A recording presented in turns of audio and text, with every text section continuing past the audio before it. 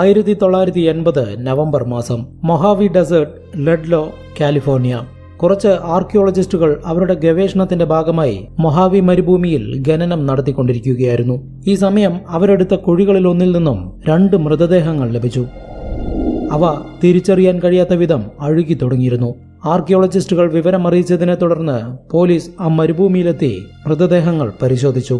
ശരീരത്ത് ഒരു തുണി പോലുമില്ലാത്ത നിലയിൽ കണ്ടെത്തിയ മൃതദേഹങ്ങൾ ഒരാണിന്റെയും പെണ്ണിന്റെയുമാണെന്ന് തിരിച്ചറിഞ്ഞു. കൂടുതൽ പരിശോധനകൾക്കായി ആ മൃതദേഹങ്ങൾ അവിടെ നിന്നും മാറ്റി. ദേഹം മുഴുവൻ ധാരാളം പരിക്കുകൾ ഉണ്ടായിരുന്നു. കൂടാതെ തലയിൽ വെടിയേറ്റാണ് 2 പേരും മരണപ്പെട്ടിരിക്കുന്നത് എന്നുകൂടി മെഡിക്കൽ ഓഫീസർ കണ്ടെത്തിയതോടെ നടന്നിരിക്കുന്നത് ഒരു കൊലപാതകമാണെന്ന് ഉറപ്പായി. ആരോ അവരെ അതിക്രൂരമായി ആക്രമിച്ച് പരിക്കേൽപ്പിച്ച് വെടിവെച്ച് കൊന്നതിനു ശേഷം ആ മരുഭൂമിയിൽ കൊണ്ടുവന്ന് കുഴിച്ചിട്ടിരിക്കുകയാണ്. ഈ കേസിന്റെ ഫുൾ വീഡിയോ കാണാനായി ചാനൽ നെയിമിന് താഴെ കാണുന്ന പ്ലേ ബട്ടണിൽ ക്ലിക്ക് ചെയ്യൂ.